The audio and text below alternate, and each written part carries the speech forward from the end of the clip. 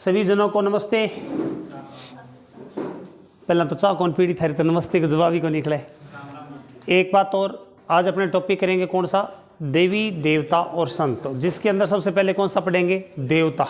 कौन सा पढ़ेंगे, देवता। देवता किसे कहते हैं पहले ये समझो। देवता कहते हैं जो समाज की भलाई करते हुए कुर्बान हो जाए। क्या हो जाए, जो समाज की भलाई करते हुए कुर्बान हो गए उनको क्या बोलते हैं, देवता। देवता का मतलब क्या होता है, देने वाला। देवता का मतलब देने वाला। कभी आज तक ये कभी किसी ने कहा है क्या, देवता मार्ग में बोल हो गए थे ले जाओ, ऐसा हुआ है क्या, कभी नहीं होता ना। तो देवता का मतलब भी देने वाला होता है। एक भूत होता है, भूत से अपने को डर लगता है, क्योंकि इस दुनिया में कोई भी जब मरता है या तो भूत बनता है, अपने सुना है, या तो पितर बनता है या देवता बनता है, यही अपने सुना है। और जो इंडिविजुअली अपने घर के अंदर जो बड़े बुजुर्ग हैं उनको तो अपने पितर कहते हैं। पितर का मतलब होता है पिता या माता या दादा या दादी, उनको पितर। जो अपने घर के जिसके अंदर अपनी श्रद्धा हो, पड़ोसियों की उसमें कोई श्रद्धा ना हो, जो गांव या देश काल वाले जिसको पूजते हैं, जिसको मानते हैं, उसको क्या बोलते हैं, देवता कहते हैं। अब कईयों को ये पता नहीं है, देवता ही संत मान लेते हैं, संत ही देवता मान लेते हैं। संत और देवता में अंतर है, पता है आपको। संत किसे कहते हैं, संत संत सह का मतलब जिसका संगत कर लें और वो सब बुराइयों का अंत कर दे। जो क्या कर दे, संगति का अंत। संगति यानी मेरे कहने का मतलब है संगति का अंत कर दे। हम संगति उसको कहते हैं जिसमें काम हो, क्रोध हो, मोह लोभ अहंकार हो। कौन सा, काम क्रोध मोह लोभ अहंकार। और संत के सानिध्य में जाने से वो खत्म कर दे, उसको क्या बोलते हैं, संत। संत का काम यह है भी आदमी की आत्मा को परमात्मा से मिला दे, वो कौन होता है, संत होता है। और देवता का क्या होता है भी इसी समाज में, इसी दुनियादारी में रहते हुए हम जिसके अंदर आस्था रहे और वो हमारी भलाई करे, उसको क्या बोलते हैं, देवता कहते हैं। दोनों अलग अलग चीज़ है। संत बहुत बड़ी चीज़ है जो हमें भगवान से मिला दे, जन्म मरने से चक्कर से मुक्ति दिला दे, मोक्ष दिलवा दे, उसे क्या बोलते हैं, संत बोलते हैं। क्या बोलते हैं। तो अपने बात किसके बारे में करेंगे, देवता के बारे में। किसके बारे में, राजस्थान देवी देवताओं का स्थान है। किसका स्थान है, तो राजस्थान में जो देवता हैं, जिसमें मारवाड़ के पीर, कौन से, मारवाड़ के पंच पीर प्रसिद्ध है। वैसे तो और भी बताऊंगा, लगभग 17-18 देवताओं के बारे में बात करेंगे, 17-18 देवताओं के बारे में बात करेंगे, लेकिन मारवाड़ के पंचपीर बहुत प्रसिद्ध है। मारवाड़ के पंचपीर कौन कौन जानता है आप में से, जवान है पंचपीर। एक मिनट रुक जा, मैं लिख लूँ, थोड़ा सा भूल जाऊंगा फिर। बता, रामदेव जी, नंबर 2 पे गोगा जी, नंबर 3 पे हड़बू जी, तीसरा बोल मेहा जी, मंगलिया मेहा जी, 5वां बाबू जी। कौन है, आप में से कितने जने ऐसे हैं जो ये बता सकते हैं कि उम्र के आधार पे या प्राचीन देवताओं के आधार पे इनको कर्म में बता सके, वो हाथ ऊपर करें। इनमें से सबसे पुराने कौन है, पक्का है, नहीं जिसको कॉन्फिडेंस है वो हाथ ऊपर करे, अन्यथा नहीं। चलो इसके ऊपर आप सोच लेना, थोड़ी देर को पूछूंगा। तो यहां पर राम के बापू से पाबू, राम जी के बापू दूसरे के राज्य को हड़पने गए थे। क्या गए थे, तो वहां पर मैं आने लग गया, क्योंकि राजाओं का काम क्या है, हड़पना। तो राम के बापू, कोई राम राजा है, उसके जो बापू हैं वो दूसरे के राज्य को हड़पने गए, हड़पने से हड़बू जी, मैं आ गया। क्या आ गया, मैं आ गया। और मैं आ गया तो वहां पर गो ही गो निकल गई। गो क्या होती है, छिपकली से बड़ी, इतनी बड़ी गो निकल गई। तो राम के बापू जी ने मेरे को फोन किया, इंदिरा जी के एक राम पाछा आ जाओ। मैं हो गया, और राम के बापू को मैंने कहा वापिस आ जाओ। गो निकल गई तो गो खा सकती है, जहरीली होती है। तो ये 5 पीर है, इनके बारे में बात करेंगे। सबसे पहले बात करेंगे रामदेव जी की। किसकी, रामदेव जी। आप में से बहुत सारे रामदेव जी के उपासक होंगे, भक्त होंगे। और यहाँ पर रामदेव जी का जो मंदिर है पास में, SD स्कूल के कॉलेज के पास में, स्कूल के पास में, बताते हैं बड़ा सिद्ध मंदिर है, लोगों की मन्नत पूरी होती है। रामदेव जी की इस मंदिर में जाने से मन्नत पूरी होती है। यही रामदेव जी, कभी तो इनका जन्म हुआ था बेचारों का, हुआ था ना। और जन्म हुआ तो एक दिन शरीर भी त्यागना पड़ा, और फिर अब आज भी हम इनको मानते हैं ना। इनका जन्म हुआ, इनका जन्म कहाँ पर हुआ, उड़ाकाश महल में। कहाँ पर हुआ था, उड़ा काश्मीर के अंदर हुआ था। और उड़ा काश्मीर कहाँ है? बाड़मेर के अंदर है। और बाड़मेर में तहसील कौन सी है? शिव तहसील है। और वहाँ पर इनका जन्म हुआ था उड़ा काश्मीर। कबूतर उड़ा था बाढ़ से, जा बैठा कश्मीर, मिलने को मन करता है मिलने नहीं देती तकदीर। क्यों बाबा? कबूतर उड़ा आकाश में। कहाँ से उड़ा है? बाड़े से। कबूतर उड़ा है बाड़े से। याद रहेगा। रामदेव जी का जन्म हुआ, क्षत्रिय थे यानी कि राजपूत थे। जाति के क्या थे? जाति के राजपूत थे। क्योंकि जीवन के अंदर जिसको पहले पढ़ते हैं, जिसके बारे में जानना चाहते हैं, तो सबसे पहले इंट्रोडक्शन। कोई भी आदमी यहाँ पर स्टेज पर आकर बोलता है तो बच्चों की पहली जगह से ये नहीं होती हम पढ़े इनसे, पहले ये तो वो है कौन, कि तो पढ़ेड़ है, वो कठहर है ना, किस प्रकार का है, ऐसी बात भावना आती है। इस प्रकार जिन देवताओं के बारे में जानते हैं, कई लोगों के मन में रहता है ओम बन्ना जी बुलट वाले बाबा, है ना, मन में रहता है ना बुलट वाला बाबू है कठहर, कौन से जिले के अंदर है, कहाँ पर ये घटना घटी थी, इनको बुलट वाला बाबा क्यों कहते हैं, ऐसे मन में। उसी प्रकार रामदेव जी के बारे में रहती है कि रामदेव जी बने कैसे, कैसे वो सिद्ध पुरुष बने, कैसे उन्होंने किताब लिखी, कौन कौन से काम किए थे उन्होंने, ऐसे क्या काम किए जिसके कारण ये रामदेव जी बने। जाति के राजपूत थे। गोत्र कौन सी थी? तंवर थी। कौन सी थी? अच्छा, जन्म कौन सी तिथि को हुआ? बादवे की। बादवे के दो पक्ष होते हैं, बादवे के शुक्ल पक्ष कौन सा है? शुक्ल पक्ष की दूज, तीज नहीं, शुक्ल पक्ष की दूज को हुआ था, शुक्ल पक्ष की दूज को हुआ था और बादवे के महीने में हुआ था। आप लोग और बता सकते हो बादवे में किसी और महापुरुष का जन्म हुआ है क्या? चलिए बताओ। पक्की बात है? अच्छा, बादवे के अंदर दूज को रामदेव जी का जन्म हुआ था। कब हुआ था? सभी को पता है क्या? आप अपना अपना देसी महीना जो हिंदी महीना है उसका कब जन्म हुआ किसी का? सभी को पता है क्या? मेरा जन्म मिंगसर में हुआ था, मिंगसर की शुक्ल पक्ष की सप्तमी को। जब मैं भी बड़ा आदमी बन जाऊंगा तो मेरे भी लोग पढ़ेंगे ऐसे, आप भी ध्यान रखा करो, पता होना चाहिए। अब बताओ जी, पिता का नाम क्या था? अजमल जी। कौन है? और माता जी? मेणा दे।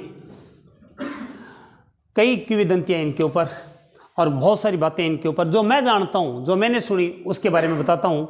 बताते हैं कि शादी के काफ़ी साल हो गए थे और शादी के काफ़ी साल होने के बाद भी इनके घर में कोई औलाद नहीं जन्मी। आपको पता है कि संसार के अंदर मानव जाति सबसे श्रेष्ठ है और प्रत्येक जोड़ा यह चाहता है भी उनके घर के अंदर बेटे या बेटी का जन्म हो। इनके नहीं जन्मा तो उसके बाद के अंदर अजमल जी जो थे, आप जैसे विद्वान लोगों के पास में गए और जाके कहा जी हम किस देवता को याद करें, तो बताया जाता है कि जगह जगह पर बहुत सारी देवी देवताओं को याद किया तो लास्ट के अंदर इनके साथ में चमत्कार हुआ। और भगवान कृष्ण जी के मंदिर में गए थे तो वहाँ पर इनको दृष्टांत हुआ, बोला कि चिंता मत कर, 10 माह बाद में मैं आऊँगा। ऐसे इनके साथ माना जाता है कि दृष्टांत हुआ था। जगह जगह पर देवी देवताओं के पास, भगवान के पास में मंदिर के अंदर सच्चे मन से ये गए थे, भाव हुए थे। जब इंसान का भाव बढ़िया होता है, आजकल के जो बच्चे हैं शरारती क्यों हैं, अच्छे गुण क्यों नहीं है, और अच्छे गुण यदि माँ बाप में बढ़िया गुण है, भगवान ही भगवान को याद करेंगे। रामदेव जी जब जन्मे थे कि हर मंदिर में गए कि हे भगवान हमारी औलाद दे दे, हे भगवान हमें अच्छा सा बेटा दे दे, हे भगवान आप जैसा जाए। ऐसे करते करते कई साल जब हो गए, भावनाएं वैसी बन गई, भावनाएं जैसे बन गई, तब रामदेव जी जन्म हुआ। आजकल का जो पिता है, माँ है, वो उनकी भावनाएं ऐसी नहीं होती। जब इतने शरारती बेटे डिवीर सटाबर हुए तो बे घना दम वाली बात है को नहीं। तब उसके बाद के अंदर अजमल जी और मेणा जी, उसके बाद में अजमल जी ने दूसरी शादी की क्योंकि औलाद हुई नहीं। ऐसा नहीं है कि मेणा जी भी नहीं थे, दूसरी शादी हुई तो उसके बाद में इनके दूसरी जो पत्नी थी उनके एक बेटा जन्मा था। क्या नाम था उनका? ब्रह्मदेव था। क्या नाम था उसके? ब्रह्मदेव जन्मा। कौन सा? ब्रह्मदेव जी जन्मे। अब तभी ब्रह्मदेव जी जन्मे, तभी मेणा दे के कौन जन्मे थे? रामदेव जी। बताते हैं कि जब ये गर्भ में थे तो इनकी माँ को पता ही नहीं था कि गर्भ के अंदर बेटा है। ये एक महान चमत्कारिक बेटे की निशानी थी। इनकी एक किताब है 24 बाणियाँ। कौन सी है? 24 बाणियाँ एक किताब है।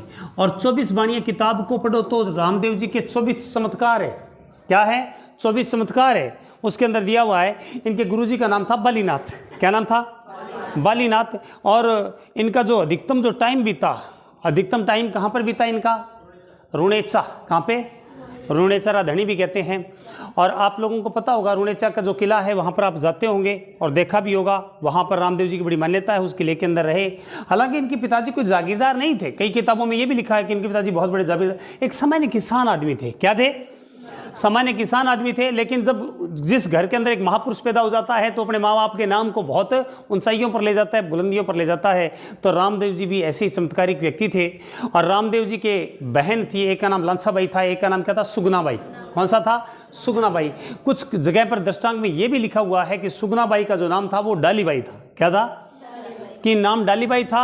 और अपनी जो बहन थी सुगनाबाई, और सुगनाबाई का जो रिश्ता तय किया वो बीकानेर के राजा थे, यानी कि पुगल जो रियासत है, कौन सी रियासत थी? पुगल रियासत। वहाँ के एक राजा थे जिनका नाम था विजय सिंह। कौन थे? उनके साथ रिश्ता तय किया, फिर शादी हुई और दहेज के अंदर जो यहाँ पर जो पोखरण वाला किला था वो दे दिया।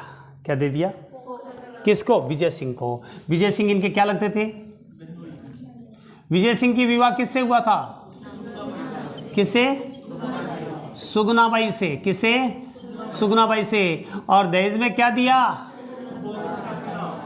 पोखरण दे दिया। दहेज में क्या दे दिया? पोखरण दे दिया, या पोखरण की भूमि दे दी, या पोखरण का किला दे दिया। ये इसके लिए तो इतिहास मौन है, हम सारे के सारे किंवदंतियों के ऊपर टिके हुए हैं। तो पोखरण मानते हैं कि पोखरण जो था वो दहेज में दे दिया। विजय सिंह कहाँ के थे? ये पुगल के थे। कहाँ के थे? ये पुगल के थे। जब पुगल छोड़ यहाँ पर ये पोखरण छोड़ दिया, पोखरण के अंदर रहते थे, और जब पोखरण छोड़ के गए थे तभी माना जाता है कि जो रामदेव राय वर्तमान में, कौन सा? रामदेव राय, इसका वास्तविक नाम क्या है? रुणेचा। रुणेचा। और यहाँ पर कहते हैं कि वहाँ पर जो गरीब जाति थी उसके ऊपर काफ़ी अत्याचार होता था, तो वहाँ पर इनकी भेंट हुई थी डालीबाई से। किसके साथ हुई थी? डालीबाई से। तो इन्होंने कहा मेरी बहन भी डाली है। मेरी बहन का नाम भी क्या है? डाली है। कौन सी बहन है? सुगनाबाई। कौन सा है? जो सुगनाबाई है, इनको भी मानते हैं। तो आपको बता दूं, इसका जो नाम भी क्या था? सुगना था। डालीबाई का भी नाम क्या? तो सुगनाबाई थी। सुगनाबाई, उसका नाम भी सुगनाबाई। तब उसके बाद में उसका नाम डालीबाई रख दिया। क्या रख दिया? डालीबाई। भाई थे दोनों को नाम सेम सेम हो जाएगो तो दोनों बेटा क्यों हो जाओगे? मैचिंग हो जाएगी। तुम्हें पता क्यों चला विषय ने क्यों तेरा नाम रख दिया आज बाद में डालीबाई। क्या रख दियो? तो उसका नाम क्या रख दिया गया? डालीबाई नाम रख दिया गया। और जो रामदेव जी थे, इनके गुरु का नाम अभी मैंने बताया, जो कौन था? बालीनाथ। तो बताया जाता है। और बालीनाथ जी का जो धुना बना हुआ है, किस किस का देखा हुआ भाई? कहाँ पर है ये? बालीनाथ जी का धुना कहाँ पर है? पोखरण में है। कहाँ पर है? पोखरण का जो किला है उसके पास में ही तालाब बना हुआ है, वहाँ पर है पोखरण के अंदर। तो वहाँ पर पास में ही वो बॉल खेल रहे थे दोनों भाई। तो वो शॉट मारा था, कपड़े की बनी हुई बॉल थी और वो पानी में जाके पड़ी थी। तो वो भागे रामदेव जी बोले कि मैंने शॉट मारा है, मैं लेके आऊँगा। जब ये बॉल लेने के लिए गए थे, जब वो बॉल लेने के लिए गए थे तो वहाँ पर बालीनाथ ने कहा यहाँ पर एक दुर्दांत व्यक्ति रहता है। क्या नाम था उसका? क्या नाम था भाई? राक्षस जिसको बोलते हैं, क्या नाम था? राक्षस। सिंह आगे दो। व्यक्ति था, राक्षस उसको कहते हैं जो बुरे काम करे, जो मानवता के विरोध में काम करे, उसको क्या बोल देते हैं अपने? राक्षस। कोई सिंह को नहीं हुए, मेरे वर्ग कई बार कह देगा ठपाईड़ा हुआ सिंह, ऐसी कोई बात को नहीं। जो वहाँ पर भैरव नामक तांत्रिक था, बालीनाथ जी को डर था भी ये छोटा बच्चा है, इसके ऊपर तंत्र विद्या कर देगा, इसको ले जाएगा, इसको मार देगा। एक काम कर तू बेटा फटाफट निकल ले यहाँ से। बच्चे को कहा क्या बोल लेने आया है तू? चल। बोला ना ना गुरुजी, बोल तो मैं लेकर ही जाऊंगा। रामदेव कहते हैं मेरे को, अजमल का बेटा हूं मैं, ये क्यों उड़ जाऊंगा? अब छोटे बात, आपको पता है हट बड़ा खतरनाक होता है, बाल हट। बोल तो लेके जाऊंगा मैं। जब ये कहा, दोनों के संवाद हो रहा था, बालीनाथ जी का और दूसरा कौन सा? रामदेव जी का। इतनी देर में कौन आ गया वहां पर से? वही तांत्रिक आ गया। तांत्रिक बालीनाथ जी ने कहा अब क्या करें? तो झोंपड़े के अंदर झोंपड़ा बना हुआ था और वहां पर जो उनका खुद का आसन था बालीनाथ जी का, बालीनाथ जी ने उसको बिठा के कोने में उसके ऊपर आ गया। चुप बोला। अब उन्होंने ये बात और उस बच्चे को देख लिया। अब वहां पर वो तांत्रिक बोला कि बालीनाथ, बालक देखा था कहाँ है? पर कोई बालक नहीं, चला जाए यहाँ पर। बोला है नहीं, मैं यहाँ पर झोंपड़े के अंदर मैंने देखा है जाते हुए। वो झोंपड़े में जाने लगा तो बालीनाथ ने कहा कि अंदर मत जा, वापिस नहीं आएगा, रहने दे।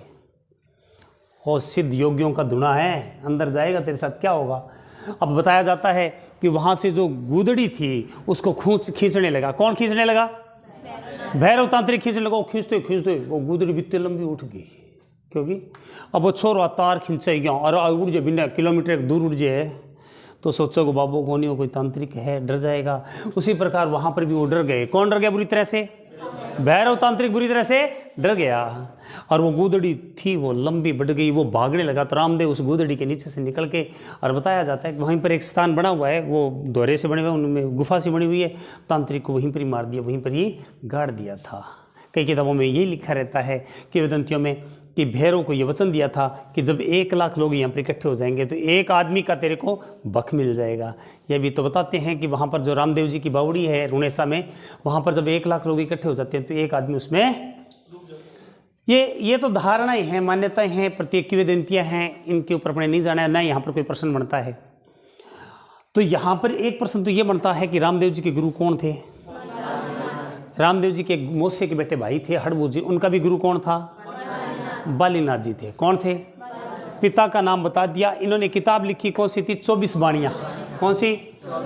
तो तांत्रिक जब भैरव को मारा तो चारों तरफ रामदेव जी की क्या फैल गई? ख्याति फैल गई कि रामदेव के बराबर में दूसरा कोई भी व्यक्ति नहीं है। चारों तरफ लोग उनको देखने के लिए आने लग गए। लेकिन आपको बता दूं कि जोधपुर साइड में जाओगे, जैसलमेर साइड में जाओगे तो जातीय ऊंच नीच आपको आज भी देखने को मिल जाती है। जाते पूछे अरे के जाती है, क्यों ब्याह करवाण है, ऐसे जाते पूछते हैं वहाँ पर। तो उसी क्षेत्र के अंदर उस समय अमीरी और गरीबी में खाई बहुत ज़्यादा थी। रामदेव जी ने अपनी पूरी जिंदगी ऊंच नीचता को ख़त्म करने में लगा दी थी और इसके लिए उन्होंने एक आंदोलन चलाया था रामदेव जी ने। आपको पता होगा कि जो हिंदू धर्म को छोड़ के चले गए हैं, इसी परेशानी के कारण, इस कार्य के कारण कि हिंदू धर्म में से जो चले गए हैं, यहाँ से क्यों चले गए हैं, जिनके साथ भेदभाव हुआ होगा, इसके लिए वापस वो हिंदू धर्म में आ जाए, इसके लिए उन्होंने एक आंदोलन चलाया था। बताएगा कोई कौन सा आंदोलन चलाया था? हाँ जी, शुद्धि आंदोलन। कौन सा चलाया था? इन्होंने एक आंदोलन चलाया था, उसका नाम कौन सा था? शुद्धि आंदोलन चलाया था। कौन सी? शुद्धि आंदोलन। एक और बात भी है, इनका जो भाणजा था ना, नाम सुने भाणजा? सुगनाबाई का बेटा। किसके बेटा? सुगनाबाई का जो बेटा था, सुगनाबाई के बेटे को बताया जाता है कि किसी कारण वो एक्सपायर हो गया था और फिर रामदेव जी को नाम लिया था भी जब तक मेरा भाई नहीं पहुंचेगा, जब तक हम इसका दाह संस्कार है। तो रामदेव जी को याद किया, रामदेव जी पहुंच गए थे, उन्होंने अपने भाणजे को आज लगाया था और भाणजा क्या हो गया था? जिंदा हो गया था। तो दूसरा चमत्कार ये किया था इन्होंने, बड़ा चमत्कार। तीसरा, इन्होंने कपड़े का घोड़ा बना के उड़ा दिया था। क्या बना दिया था? कपड़े के घोड़े पर बैठ के चल मेरे घोड़िया, चल मेरे घोड़िया, ऐसे किया था और घोड़ा। एक और चमत्कार भी था, जब ये गायें चरा रहे थे। क्या चरा रहे थे? रेवड़ चरा रहे थे। रेवड़ जानते हो? भेड़ बकरियां डांगा पशु ऐसे चरा रहे थे। तभी बताते हैं कि मक्का मदीना से, कहां से? मक्का मदीना से 5 कौन आ रहे थे? पीर। पीर किसको बोलते हैं? फकीर को बोलते हैं। फकीर आ रहे थे। कौन आ रहे थे? 5 फकीर आ रहे थे। कहां से आ रहे थे 5 फकीर? 5 मक्का मदीना से फकीर आ रहे थे। और जो 500 फकीर थे मक्का मदीना से आ रहे थे, उन्होंने पूछा भी नाम क्या है? बोला जी रामदेव नाम है। अच्छा तू अजमल का लड़का? जी जी हाँ वही हूँ। हमने तो तेरे बारे में बहुत कुछ सुना है। मतलब जी की कौन सुनो? रामदेव जी ने मन में सोचा अब इनको हाथ दिखाना ही पड़ेगा। उनका जी भोजन करोगे? बोला हाँ जी भोजन तो कर लेंगे, कोई बात नहीं। तो रामदेव जी के पास में एक छोटी सी ऐसे पोटली थी और पोटली में थोड़ी सी रोटी थी और थोड़ी सी सब्जी थी। बोला जी बैठ जाओ, फिर खाना खिला देता हूँ। वो 500 बैठ गए। बैठने के बाद वो 500 दांतुन कर रहे थे ऐसे, और 500 ने दांतुन जमीन में गाड़ दी और जब गाड़ी तो उनके पत्ते निकल आए। रामदेव जी को अरे वाह बाप रे, आप तो पीर हो। ये थे तो फकीर, लेकिन रामदेव जी ने इनको नारा दे दिया कौन सा? पीर। तो बोला जी ठीक है आप भोजन कर लो। बोला जी भोजन तो कर लेंगे रामदेव, लेकिन हम करेंगे अपने बर्तनों में। थारा बर्तन काट लो, थार लम कर ले। बोले नहीं नहीं, हम तो अपने बर्तन मक्का मदीना बुलाए हैं, तो मैं आपको पातल दे देता हूँ और उस पर कर लो। तो बोला कि जी ऐसे नहीं, हमारे तो यदि तुम बर्तन मंगवा दे तो उसमें भोजन करेंगे। रामदेव जी समझ के मेरी परीक्षा ले रहे हैं। तो रामदेव जी ने कहा ठीक है, तुम भगवान को याद करो, तुम्हारे जो नमाज वगैरह पढ़नी है वो पढ़ लो। जब वो पढ़ने लगे तो रामदेव जी ने हाथ पसारा और बर्तन ला दिए। जब उन्होंने आंखें खोली तो बर्तन उनके आगे पड़े थे। उन्होंने कहा तो हम तो सिर्फ पीर थे, आप पीरों के पीर हैं। इसीलिए रामदेव जी को क्या कहा जाता है? पीरों का पीर कहते हैं। और क्या बोलते हैं? मारवाड़ के पीर, मारवाड़ के पीर। और क्या बोलते हैं? रामसा पीर। और क्या बोलते हैं? मारवाड़ के धनी। और क्या बोलते हैं? रुणेचा का धनी। और क्या बोलते हैं? कृष्ण के अवतार। और क्या बोलते हैं? विष्णु के अवतार। विष्णु के अवतार। अब विष्णु के अवतार क्यों कहते हैं? क्योंकि कृष्ण जी विष्णु के पूर्ण अवतार थे, आंशिक अवतार नहीं थे। क्या थे? पूर्ण अवतार थे। और ये किसके अवतार थे? कृष्ण के अवतार थे। इसीलिए इनको पीरों का पीर कहते हैं। क्या बोलते हैं? इन्होंने किताब कौन सी लिखी? 24 बाणियाँ। अभी बता के गया हूँ, 24 बाणियाँ किताब लिखी। कौन सी? एक तो इन्होंने 24 बाणियाँ क्या लिखी थी?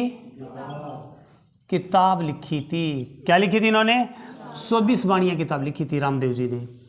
उसके अंदर इनकी धर्म बहन का नाम क्या बताया है? डाली बाई। 2 बहनें थी, उनका क्या नाम है? सुगना बाई और लांछा बाई। ठीक है जी।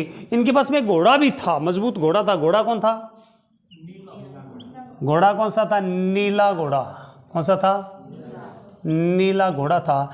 ये एक अपने साथ के अंदर एक चिमटा रखते थे जिसको बोलते थे सोहन चुंगटिया। एक कटोरा रखते थे, उसका नाम था रत्ना। देखो उनकी चीज थी, उनके भी नाम। अपने कुत्तों के नाम रखते हैं ना, रिंकी, पिंकी, टिंकी, जिंकी, ऐसे नाम रखते हैं ना। ऐसे आजकल जॉन भी नाम रख लेते हैं। अंग्रेजों के नाम पर हमारे यहाँ पर जो कुत्ते के पिल्ले होते हैं उनके नाम रखते हैं अपने ऐसे।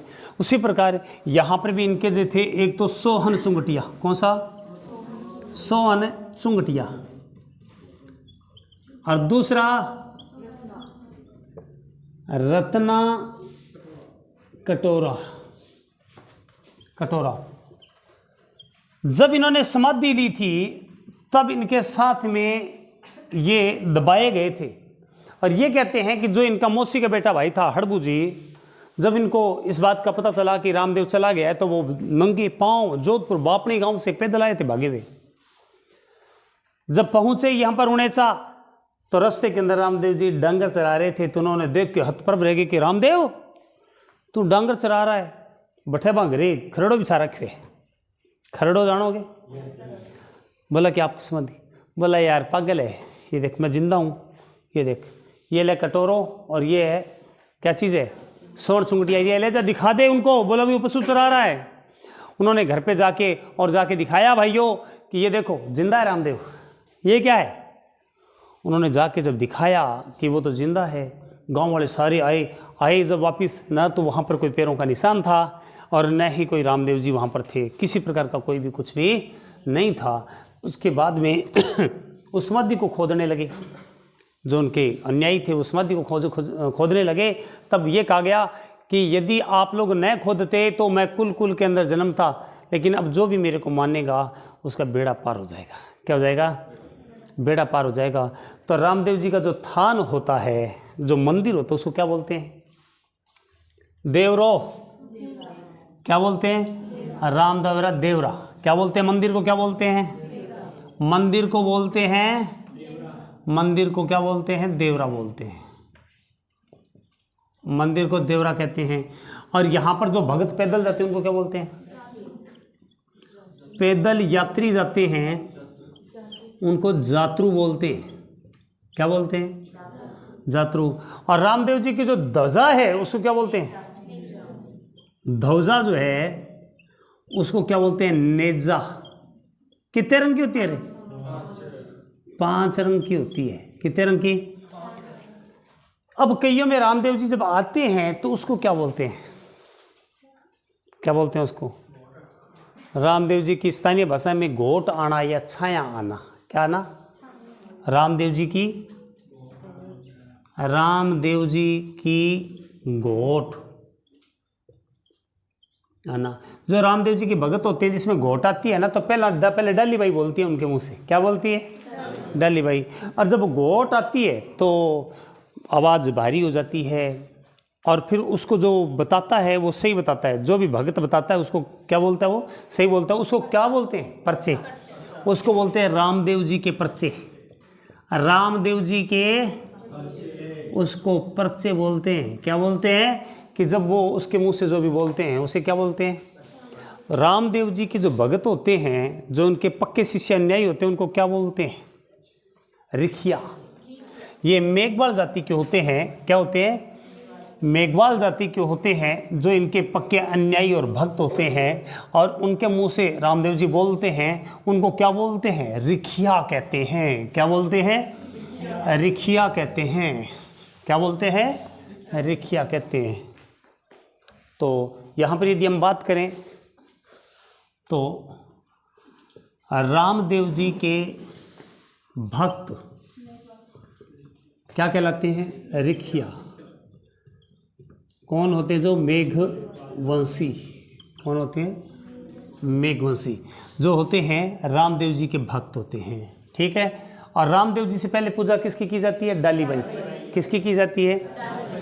अब बात आती है कि राजस्थान के अंदर जो सबसे बड़ा मंदिर है रामदेव जी का, सबसे बड़ा जो मेला भरता है, सबसे जो बड़ा मेला भरता है वो कौन सा भरता है, रामदेवरा में।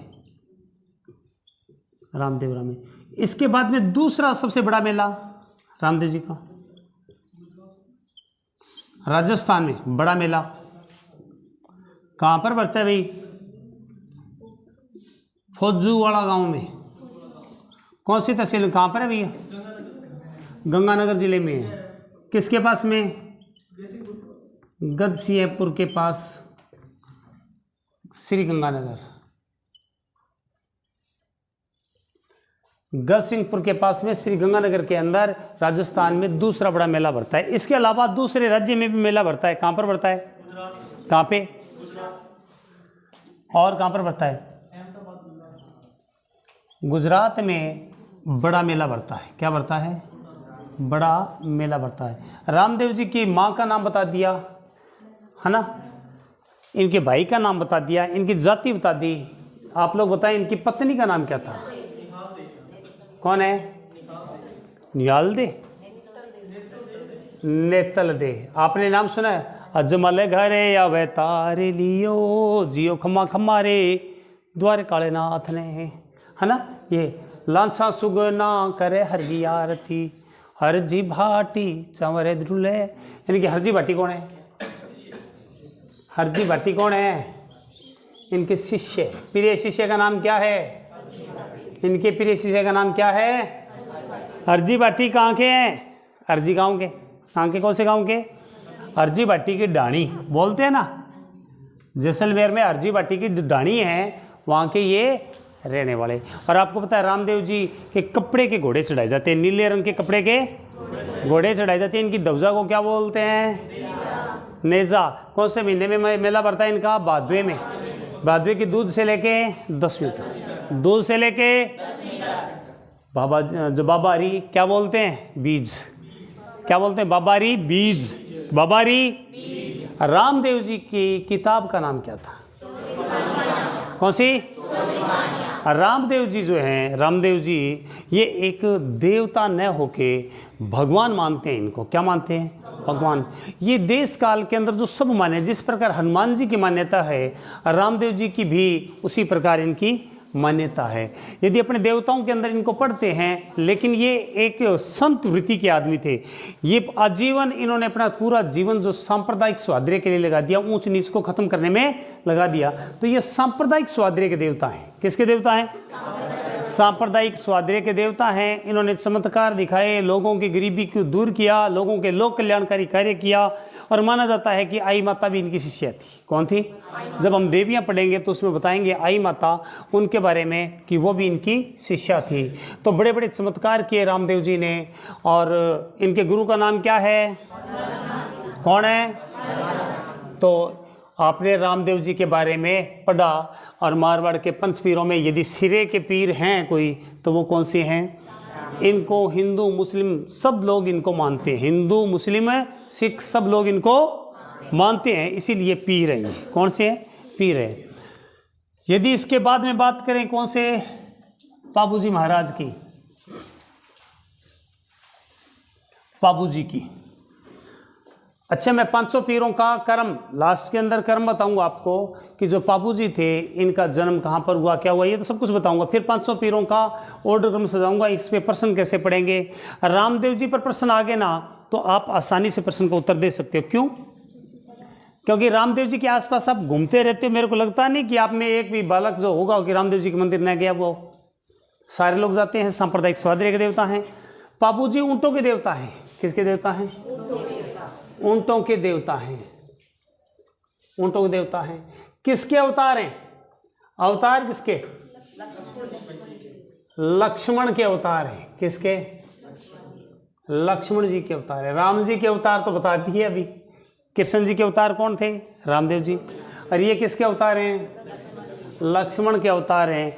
इनका जो घोड़ा जो प्रसिद्ध है इनके लिए, इनकी खुद की घोड़ी तो नहीं थी। कौन सी थी? कौन सी? केसर कालमी। केसर कालमी। आप लोगों में से कलमे रखते हो गया कोई? कलमे, कलमे रखते हो गया? कलमे रखी बचपन में रखी होगी। अब तो तू लड़की है, कहाँ कलमे रखोगे? लड़के रखते हैं कलमे। कलमा कलमे। लड़कियों को तो पता ही नहीं होता। लड़कियों को पता नहीं होता, लड़कों को पता है। ये कलम है। क्या है ये? कलम है। आपने कईयों को देखा होगा ऐसे कर ऐसे कलम बनाते हैं, ऐसे बनाते हैं। ऊँट कैसे पगबर की कलम बना ले। और कई लोग कलम ऐसे बनाते हैं, ऐसे। और कईयों की कलम यहाँ पे पतली सी चूंट सी लंबी सी, यहाँ पता नहीं के नखरों करे। लेकिन एक सारा नखरा करता ही रहे, 23 साल तक ही रहे, बाद में जड़ जाए सारा कलमा कुलमा जानती रहे सब, है ना। तो ये कलमे रखते हैं। तो यहाँ पर देखो, केसर कालमी। मेरे बापू कलमे रखते थे। क्या रखते थे? मेरे बापू कलमे रखते थे। फिर बात आती है कि इनका जन्म कहाँ पर हुआ? कोलमंड। और कोलमंड कहाँ है? जोधपुर में है जी। और पाबूजी जाति के कौन है? राजपूत। भाई सब गोत्र होती है। गोत्र कौन सी है? राठौड़। कौन है? गोत्र कौन सा है? कोलमंड। मेरे बापू मेरे को रोजाना कॉल करते हैं। ट्रिक से याद रख सकते हो। मेरे बापू मेरे को रोजाना क्या करते हैं? अरे कॉल करते हैं। क्या करते हैं? मेरे बापू मेरे को क्या करते हैं? कॉल। जाति कौन सी है? राजपूत। गोत्र कौन सी है? राठौड़ है। कौन सी है? राठौड़ गोत्र है। अब बात आती है जी, माँ भी होगी। फिर बताओ जी, माँ का नाम? राठौड़ है। और इनके पिता का नाम क्या नाम है? दांदल जी। क्या नाम है? और माँ का नाम है? माँ का नाम है केमल दे। केमल दे या कमला दे की जगह का तबाई भी नाम बता दियो। ला भाई, कमला दे, केमल दे, कमलावती दे। यहाँ अब माँ हो गया। और माँ के बाद में पत्नी है सुप्यारा दे। सुप्यारा दे घरे कहता होना फिल्म दे। हाँ, तो सुप्यारा दे कौन थी? पत्नी। मैं जानकारी के लिए बता दूं इस पत्नी को तो इनकी गोत्र राठौड़ है। पिता का नाम दांदल जी, माँ का नाम केमल दे, पत्नी का नाम क्या? सुप्यारा दे। और इनके भाई का नाम बूढ़ो जी। क्या नाम है? बूढ़ो जी। भाई का नाम क्या था? बूढ़ो जी था। और उसके बाद में इनके जो जीजा हैं उनका नाम क्या था? जिंदराव खींची। और इनके पाबूजी की धर्म बहन थी। क्या नाम था बताओ? धर्म बहन देवलचारण। क्या नाम था? देवलचारण इनकी धर्म बहन थी। कौन थी? इनकी धर्म बहन थी। और जो घोड़ी है ये केसर कालमी, ये किसकी है? धर्म बहन की है। तब माना जाता है कि एक बार की बात है कि जो इनके जीजा थे जिंदराव खींची पाबूजी के, और वो अपने ससुराल आए हुए थे। क्या आए हुए थे? अपने ससुराल आए हुए थे। और जब वो ससुराल आए हुए थे तो इन्होंने इसी देवलचारण को ये बोला था, तेरी घोड़ती मैंने बहुत पसंद है, घोड़ी मन दे दे। और वो जीजू नहीं, ये घोड़ी नहीं मिलेगी आपको। इस घोड़ी पर बैठ के, ये इतनी विद्वान घोड़ी है, सभ्य घोड़ी है, और कोई भी जब मेरे पशुओं के पास में कोई आता है तो ये बोल कर बता देती है, नहीं रिणक जाती है, और मैं इसके ऊपर बैठ के और चारों इस पशुधन है मेरे पास में, उनकी रक्षा करती हूँ, हिफाजत करती हूँ। बोला कि ये घोड़ी बेचे तो मेरे को देना। बोला मैं बेचूंगी नहीं, क्यों दूंगी? तो ये खार खा गया। अब क्यों? उसके बाद के अंदर जब इनकी रिश्ता रखा, शादी की, बाबूजी राठौड़ की जब शादी रखी गई, और शादी कहाँ पर रखी थी आपको पता है? अमरकोट के राजा थे। कौन है? हैं? अमरकोट पाकिस्तान में उनके राजा कौन था पता? सोडा राजा था। क्या नाम था? सूरजमल सोडा। सूरजमल जी सोडा जो थे, यहाँ के जो राजा थे, और उनकी बेटी के साथ रिश्ता तय हुआ था। क्या हुआ था? रिश्ता तय हुआ था। तब उसके बाद में जिंदराव खिची को भी आमंत्रित किया, क्योंकि बहनों ही था, बुलाना ही था, दामाद है। अब बूढ़ो जी गए होंगे पीले चावल लेके, भाई आइयो थे हम, हम नहीं आएंगे, हमारी बेइज्जती हुई, घोड़ती कौन दी। ऐसे हुआ होगा, राजपूत लोग बड़ी बड़ी मुंह से तलवार तो बांट दूंगा, या कर दूंगा। ए बोले तू माने के समझे, मेरे को लल्लू बंधुआ, हम के चने के खेत थोड़ी है जो उखाड़ दोगा थे कुणा। बूढ़ो जी क्या लोग माने, आ जाइयो गंडासा तैयार रखा में पलार गए। हाँ, अब उसके बाद में ये लोग भी पूरे तैयार थे, आपको पता है राठौड़ थे। अब ये तैयार हो गए, और दूसरी तरफ कौन है? अब उसने मन में सोचा बरात टपजेगी जब लारू आन ला डांगर डूंगर यवार घोड़ती ले जाऊंगा। लेकिन आपको बता दूं, अपने भाई बनाए हुए थे, बाबू जी को भाई बनाया हुआ था। तो यहाँ पर धर्मबिन देवल देवी ने, देवल चारण ने अपनी केसर काल में घोड़ी, बोला भाई इसके ऊपर बैठ के और फिर जाना तू घोड़ी, और पीछे से मेरे को जरूरत पड़ गई तो कैसे करेंगे? बोला तू एक काम करी, तो चिड़कली बन गई, आई उड़ गए, और मैंने बता दी मैं तुरंत आ जाऊंगा, यदि फेरे होते होंगे तो बीच में आ जाऊंगा, क्योंकि शायद इनके पास में पहले तंत्र विद्या बहुत होती थी। तो आजकल कहाँ गई वो तंत्र विद्या? पहले की तरह बताते थे, पहले जो भूत होते थे ना, उनसे खेत में खेती कटवा लेते थे। मैंने सुनी है बात ये बुजुर्गों से, बड़ों से, कि भूतों से ये करवा लेते थे। आजकल वैज्ञानिक युग आ गया है, तो वर्तमान में भूतां को कटाने की जरूरत ही कौन है। अपना कंपेन भूतों ज़्यादा तेज चल रहे, भूत भी देखो कमाल हूँ, कंपेन 1 मिनट में बिगो सांप, 2 बिगो सांप। अब पहला भूत लियावा, फिर दत्ती दिया माने कबाड़ियो भाइयों पढ़ियो, और कंपेन। अब भूता ने भी नया सोचना पड़ता है ना।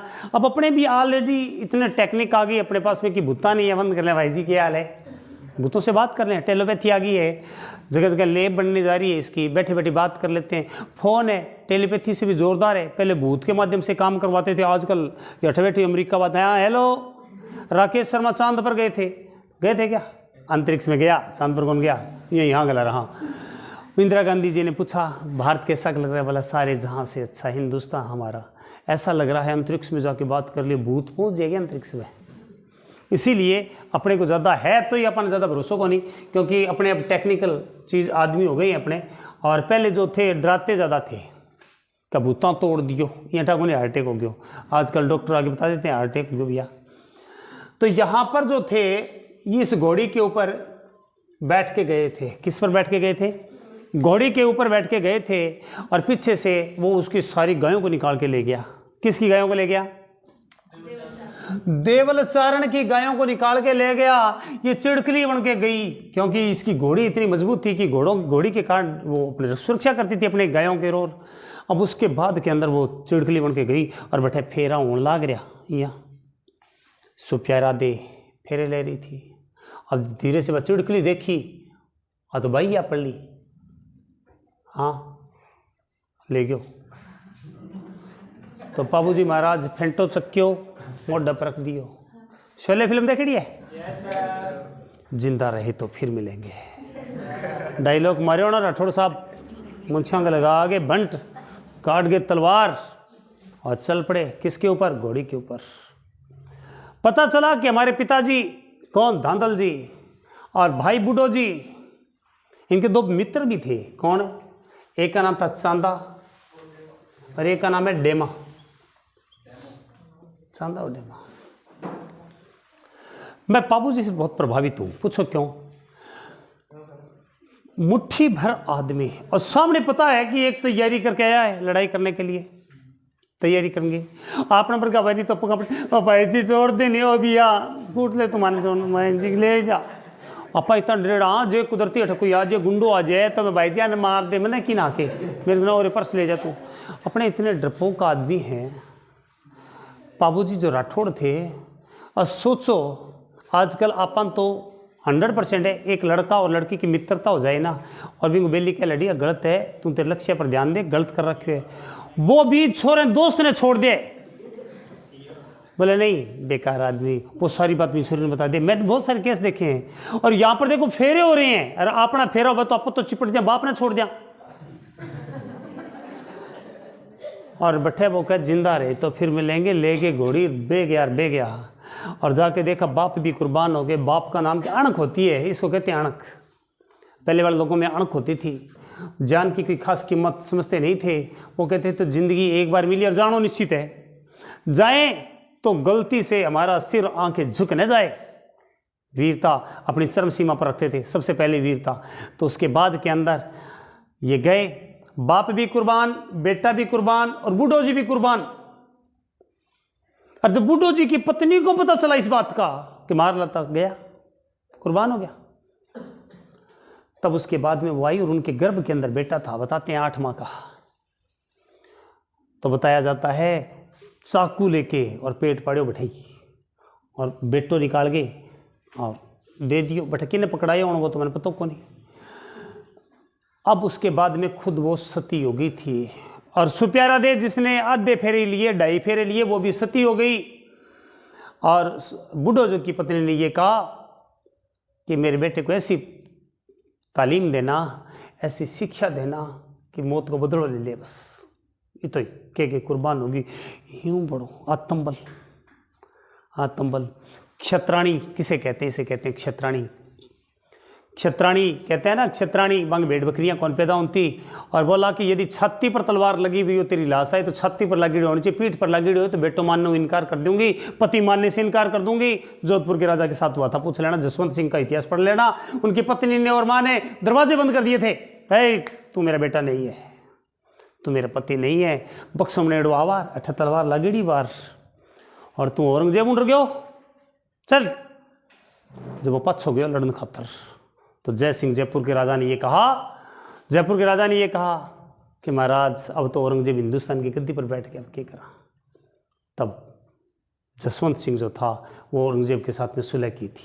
दारा के पक्ष में पहले लड़ने गया था तो ये किले में आ गयो किले में आगे बिना लड़े ही तब उसके बाद में ये घटना घटी थी। और यहाँ पर भी ऐसी ही बात है। तो यहाँ पर देखो जो बूढ़ो जी है बूढ़ो जी कुर्बान हो गए और इनका जो बेटा वो पता है कौन क्या कहलाता है रूपनाथ जी बालकनाथ जी क्योंकि बालक थे। जरड़ जी इनको वहाँ पर उस साइड के अंदर जब हिमाचल में तपस्या की थी जरड़ जी। और फिर जरड़ जी ने बहुत सारी सिद्धियां हासिल की छोटी सी उम्र के अंदर ही। वो बदला लेने गए थे जिंदराव खींची के यहाँ पर।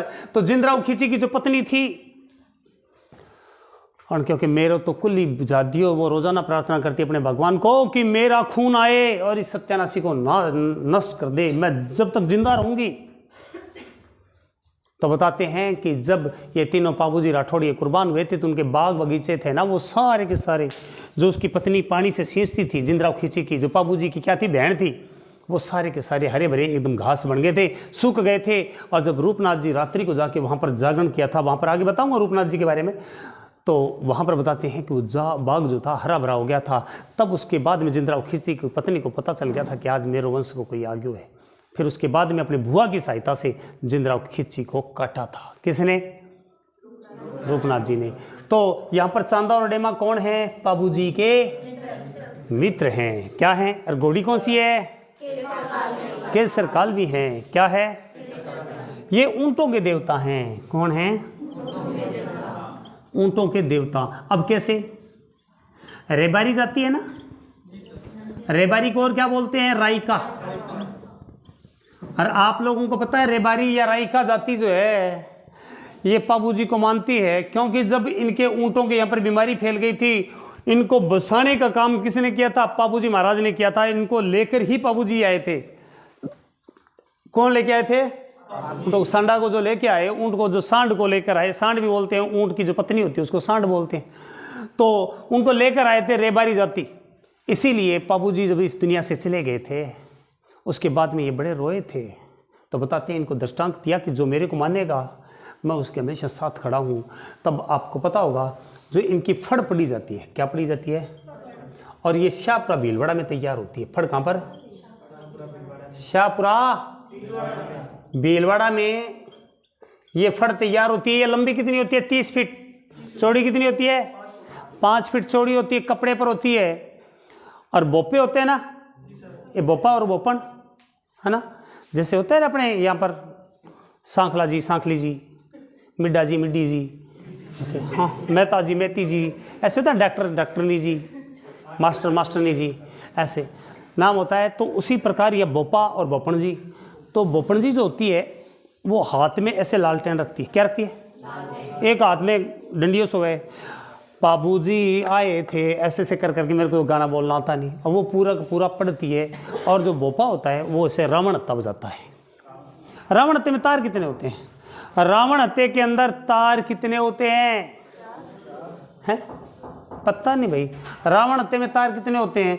और रावण हत्ता कौन सा है बेटा, तुम्हें पता है, इधर से आया करो है ना।